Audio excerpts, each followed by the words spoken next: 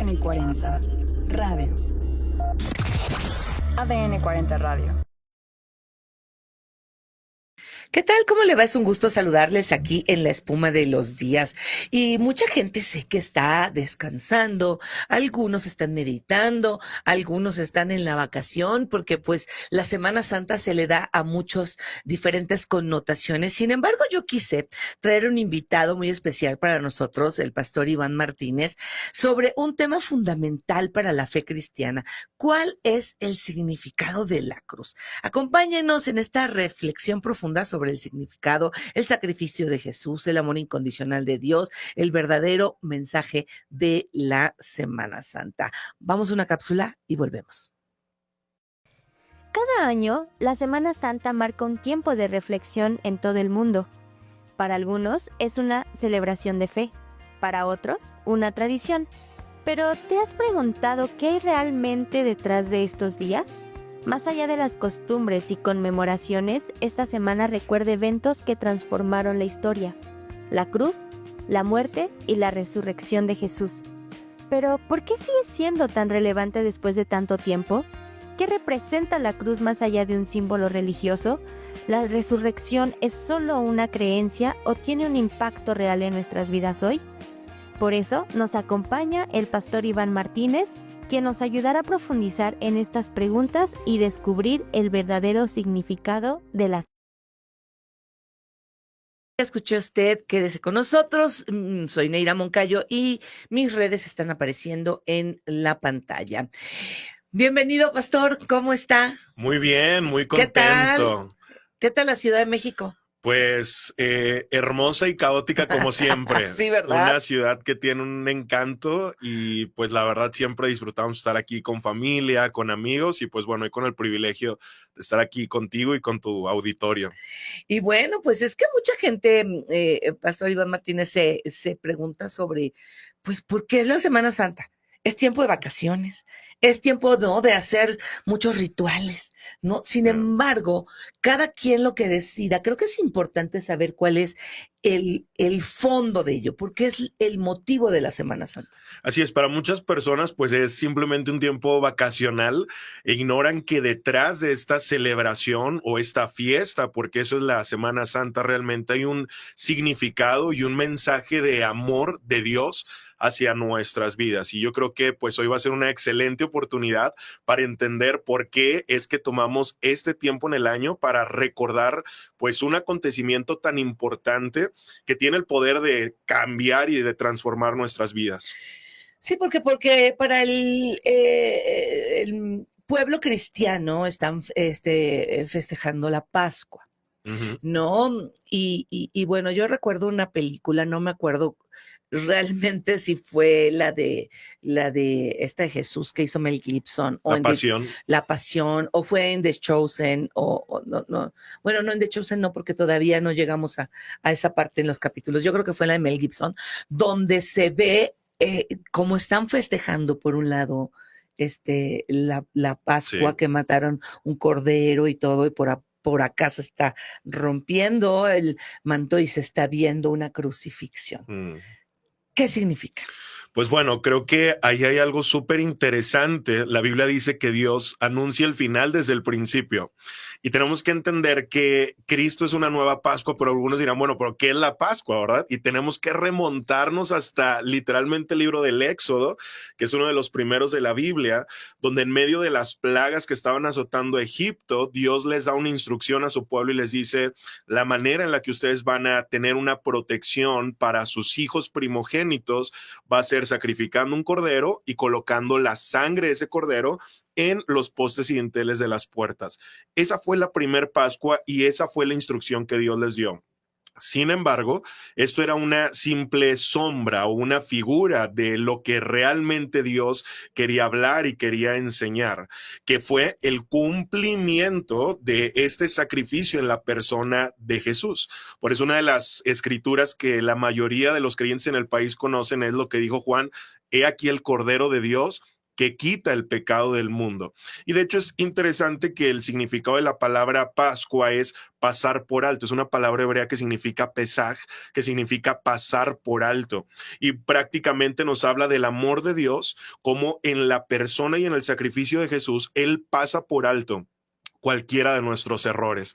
Así que creo que este es uno de los mensajes centrales del amor, de la gracia y de la misericordia de Dios en medio de esta fiesta de Pascua. Sí, ¿y qué tendríamos que hacer nosotros?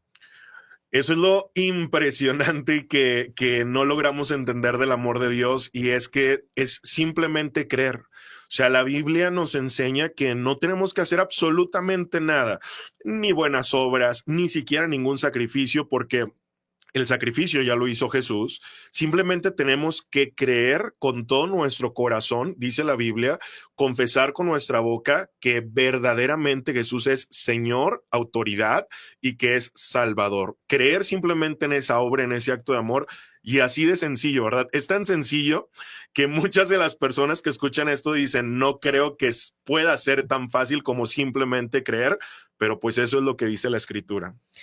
En Semana Santa, pues mucha gente pues, se olvida pues de Dios a lo mejor, ¿no? Se utiliza para divertirse, que nada tiene de malo Claro. el divertirse. Sin embargo, en medio de la vacación o en medio porque dicen, bueno, esa es la única fecha que tenemos para salir de viaje con la familia. Eso no importa. Claro. Lo que importa es qué es lo que hay en nuestro corazón y que vemos de ese sacrificio, Claro. si lo creemos, ¿no? Si ahorita, por ejemplo, alguna de las personas que nos está oyendo se pregunta, bueno, ¿qué tengo que hacer yo? Creer, pero ¿y todos los rituales? ¿Qué hay? Que si el lavado de pies, que si después este día no se come carne, y que si este día nos mojamos, o que si este día, ¿qué pasa con ello? Claro, podemos llamar lo que son tradiciones, ¿verdad? Pero al final del día, creo que lo más importante no es tanto las expresiones externas, sino realmente la condición y la postura de nuestro corazón, ¿verdad? Creo que todos los días deberíamos recordar el sacrificio y el amor de Jesús. La Semana Santa creo que es una oportunidad dentro de nuestro calendario que nos invita a hacer un alto, y quizá para muchas personas que, pues quizá la fe no es algo tan importante en sus vidas o tan central, de una o de otra manera, aún pues creyentes, ateos, agnósticos, pues está este tema en el aire, ¿no? Y es esa oportunidad. Entonces creo que más allá de tradiciones, de rituales, lo más importante es la condición de nuestro corazón y poder hacer un alto en medio de un mundo tan lleno de ruido para pensar en que hay un Dios y que ese Dios nos ama y nos busca a través de la persona de Jesús. Jesús fue crucificado. Sí. Su propio pueblo no lo reconoció, Sí. ¿no? Sus propios hermanos, ¿no? Dijeron, ay, si tú eres el que, ¿no? Esto. Y además fue crucificado en lugar de un maleante y en medio de dos ladrones. Sí. ¿Qué representa esta crucifixión y qué representa la cruz? Bueno, es interesante ahorita lo que mencionas, porque estás haciendo referencia a un hombre que era pues un delincuente llamado Barrabás, y pues cuando uno ve la vida de Jesús uno diría, oye, pues él hizo bienes, sanó enfermos, dio buenas noticias a gente que no tenía esperanza. O sea, como por qué alguien santo tendría que morir en lugar de un delincuente, ¿verdad? Que pues la Biblia ahí no dice cuáles eran sus delitos, pero pues por el contexto literario entendemos que pues no era el mejor tipo de la historia, ¿no? Pero incluso ahí hay un significado de que nuestra persona y nuestros errores y nuestra propia vida están representados en este hombre llamado Barrabás. Muchos podrían decir, no, pero yo no soy una persona mala. Bueno, la Biblia dice que todos hemos pecado de alguna o de otra manera. Y hay algunos pecados que se ven y otros que no se ven. Claro, hay unos que disimulamos así de una manera muy inteligente, ¿verdad? Pero por ahí escuché que lo que es un secreto en la tierra es un escándalo en el cielo, no es algo público en el cielo. Dios nos conoce, pero en esta imagen de Jesús y Barrabás vemos el amor de un Jesús que toma nuestro lugar, de un Jesús que toma nuestro castigo, de un Jesús que dice, va a padecer el santo por los que no son santos, el justo por los que somos injustos. Y esta imagen es hermosa porque nos habla cómo Jesús en la cruz toma nuestro lugar y hace lo que yo llamo de esta manera, y así es como lo explico a la congregación y a la gente a la que le predico, hace un intercambio divino, donde nos da su santidad y toma nuestro pecado, toma nuestra ansiedad y nos da su paz, toma nuestra enfermedad y nos da su salud. Esa es la belleza de la cruz, que en la cruz hay un intercambio divino donde todo lo bueno que Jesús, todos los premios, las recompensas que Jesús debía recibir por su vida justa, ahora nosotros las recibimos porque Él tomó nuestro lugar. La cruz, como es vista pues en todo el cristianismo, diferentes religiones, bueno, diferentes denominaciones, pero hay una controversia física y hay un significado espiritual. Primero vayamos al significado espiritual de la cruz. Claro, la cruz, como te lo menciono, es un intercambio, pero yo también me gusta explicarlo de esta manera. La cruz es un puente. Hay más de 6,000 religiones en el mundo, ¿verdad? Muy diversas. La fe cristiana es la única de 6,000 donde no es el hombre buscando a Dios, sino es Dios buscando al hombre a través de la persona de Jesús. Eso hace diferente a la fe cristiana del resto de las demás religiones o creencias en el mundo. Así que la cruz, si lo queremos ver de esta manera, es como un puente donde Dios nos busca a pesar de que nosotros no lo estemos buscando. Dios nos anhela a pesar de que nosotros no lo estemos anhelando. Dios nos ama a pesar de que nosotros no lo estemos amando. Ahí es donde cobra más sentido unas palabras que están ahí escritas que dice que nosotros no le amamos primero, sino que Él nos amó primero. La cruz es ese puente donde somos reconciliados con Dios y donde pues literalmente podemos recuperar lo que una vez más tenemos que irnos hasta el principio, lo que el hombre perdió en el huerto del Edén, me refiero a Adán y Eva, que es la comunión. Así que creo que en Semana Santa, pensando en la cruz, que es un símbolo universal, creyentes y no creyentes lo identifican. La cruz es ese puente donde somos reconciliados con Dios y tenemos una vez más la oportunidad, por su gracia, de tener una relación personal con Él. Muchos piensan en Dios como alguien lejano, ¿no? Pero realmente en Semana Santa, a través de la cruz, podemos recordar que Él es un Dios personal, que Él es un Dios que trata de uno a uno. Y eso a mí me parece maravilloso. Sí, nosotros, por ejemplo, cuando a los que profesamos antes otra religión, por llamarlo así, no una comunión con Dios, veíamos a un Cristo en la cruz, ¿no? Y me queda claro de que ese Cristo no está en la cruz. No está ahí crucificado, o sea, muerto, o sea, ha resucitado, o sea, la cruz ya no está con él clavado ahí, con esa imagen que sí nos debe de recordar, pues, el sacrificio, el dolor, lo que pasó, ¿no? En esos momentos. Sin embargo, Jesús ya no está ahí. Sí, sigue teniendo las marcas. Sí. Pero no está crucificado. Él vive. ¿Cómo puede entender la gente que ha resucitado y para qué? Claro, bueno, ese es un tema en verdad apasionante, porque la resurrección es prácticamente el máximo fundamento de la fe cristiana, independientemente de sus denominaciones, formas, tradiciones, como lo hablamos ahorita. La resurrección es el momento más glorioso de la persona de Jesús. De hecho, Él habló acerca de que iba a morir, pero también habló de que iba a resucitar al tercer día. Y como lo dijo, la Biblia registra que lo cumplió y que al tercer día se levantó entre los muertos. Ahora, ¿qué significa eso para nosotros? Bueno, varias cosas. Lo primero, que Jesús venció a la muerte. Lo segundo, que ahora los que creemos en Él tenemos la confianza de que así como Él resucitó, Él tiene el poder para en el día final resucitarnos también a nosotros y darnos una vida eterna. Por eso Él dijo, yo soy la resurrección y la vida. Si alguno cree en mí, aunque esté muerto, vivirá. Y esas palabras pues suenan demasiado abrumadoras, pero nos llenan de una profunda esperanza de que la muerte no es el final, de que realmente somos peregrinos en esta tierra y que el Jesús en el que nosotros creemos no solamente era un buen predicador, un buen speaker, ¿verdad? Un moralista, un hombre que hablaba de valores, sino que realmente era el Hijo de Dios, que realmente venció a la muerte y que en él nosotros podemos saber que aunque en este mundo vamos a morir, tenemos la esperanza de una vida eterna. Y es la resurrección lo que hace la fe cristiana diferente a todas las demás creencias. Por eso menciono que es el fundamento más glorioso de nuestra fe. Sí, porque a veces comparan a personajes, ¿no? Y que dicen, bueno, pues este para mí es Dios o es un iluminado, o es, ¿no? Y los ponen ahí con sus nombres. Sin embargo, pues todos ellos podemos encontrar sus tumbas, podemos saber dónde murieron y dónde están. Y también sabemos dónde está Jesús, sin embargo, no está en una tumba. Así es.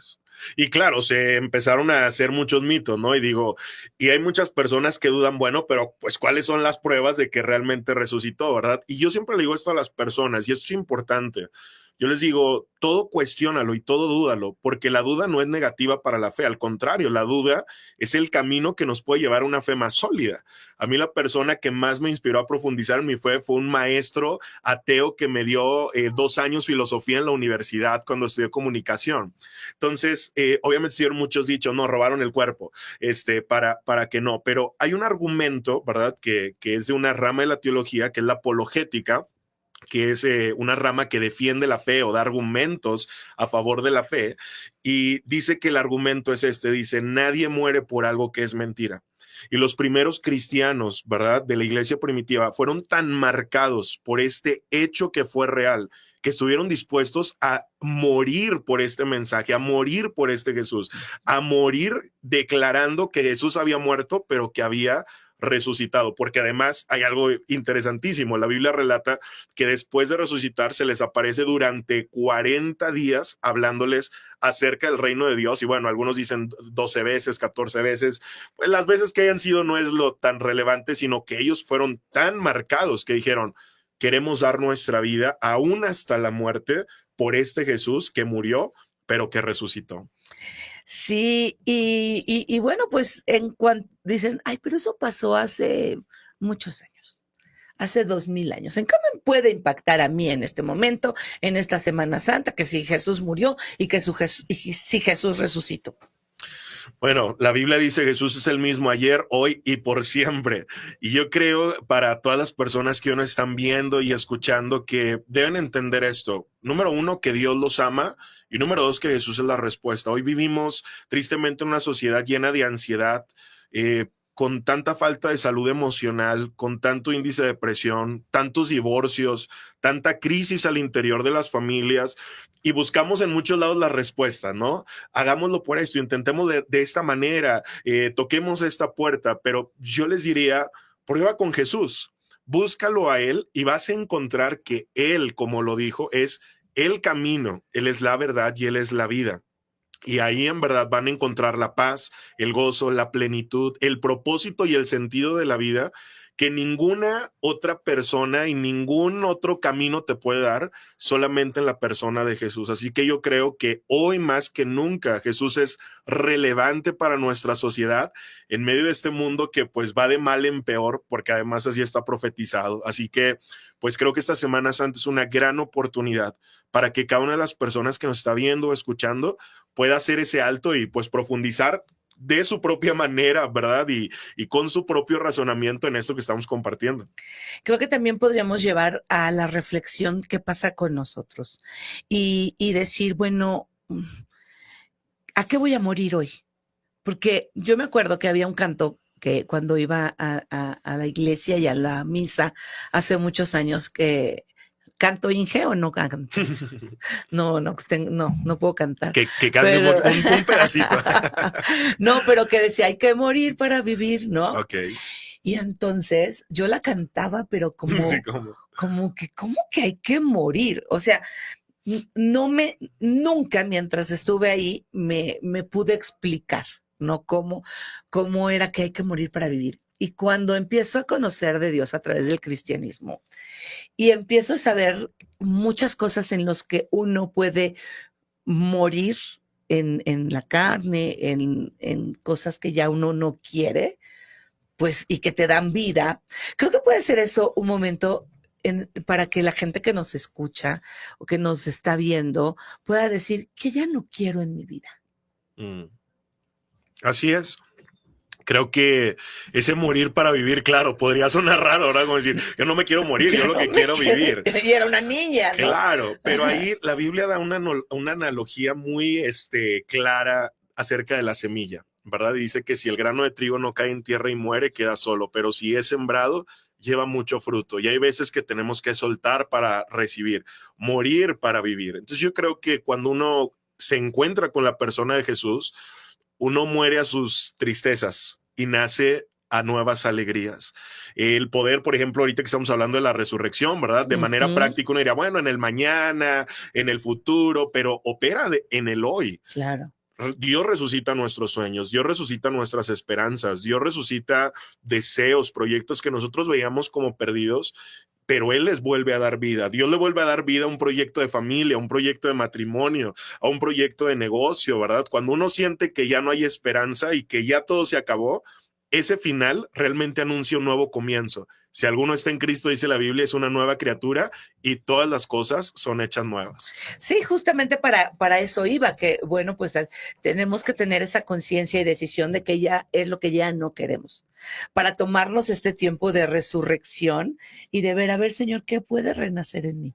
Sí. ¿No? ¿Qué puede renacer en mis sentimientos? ¿Qué puede renacer en mis pensamientos? ¿No? Y entonces, pues sí, Dios te transforma y sí transforma las circunstancias. Sí. Y también cómo vemos las circunstancias. Definitivamente, yo te comparto muy brevemente, bueno, soy papá de 3 hijos, pero realmente de 4, porque nuestro segundo bebé a 15 días de que iban a nacer, faltaban 15 días para que mi esposo le diera a luz y muere repentinamente en el vientre. Y es uno de los dolores más grandes que yo he experimentado en mi vida y muchas preguntas, ¿verdad? Digo, yo soy pastor, yo ayudo a miles de personas, yo hablo de esperanza, pero Dios, o sea, ¿por qué permites que esto me pase a mí? Pues me gusta leer cosas sobre psicología, psiquiatría y todos decían, bueno, quien pasa por una pérdida perinatal, muchos matrimonios se divorcian, mucha gente dura años en depresión. Yo me acuerdo que leí eso y dije, bueno, es respetable, pero yo creo en Jesús. Y Jesús me da esperanza de resurrección. Jesús me da paz en medio de esta tormenta. Yo recuerdo que yo me encerré un día en mi baño y me arrodillé y le dije, mira, Señor, yo te he conocido desde hace muchos años, pero en este preciso momento, muéstrame que esto no solo es algo intelectual, muéstrame que tú eres más que suficiente.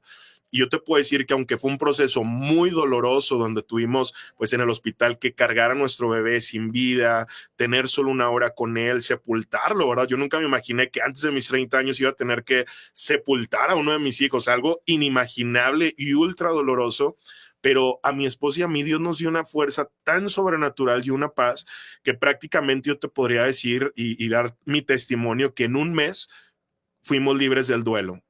Lo recordamos pero sin dolor, porque esa es la paz y la esperanza que Dios da. Es como cuando te haces una herida y el amor de Dios hace que cicatrice. Lo recuerdas pero sin dolor, entendiendo que aún lo más caótico que puedas vivir en tu vida, Dios lo puede utilizar para tu bien y para cumplir un propósito. Y así nosotros lo hemos visto. Yo sé que mucha gente en sus vidas así lo verá por la gracia de Dios. Y no es fácil. No. No es fácil creer en esos momentos, porque tienes muchas preguntas. Sí. ¿Por qué yo? ¿Por qué a mí? ¿Qué hice? Claro. O sea, son cosas que no tienen respuesta a veces inmediata o a veces como quisiéramos. Y muchas personas creen que es algo que Dios mandó. Y yo quisiera aclarar eso, ¿verdad? Porque precisamente hablando de la cruz, muchos dicen, es la cruz que me tocó llevar. No, de Dios solamente proviene el bien. Sus planes son de bien, son de bienestar. Pero simplemente estamos en este mundo. Y Jesús mismo lo dijo, en el mundo pues hay aflicciones. Vivimos en un cuerpo de carne que se enferma, que se debilita, que en un punto se muere. Pero en medio de ese caos es donde tenemos esa confianza en la persona de Jesús.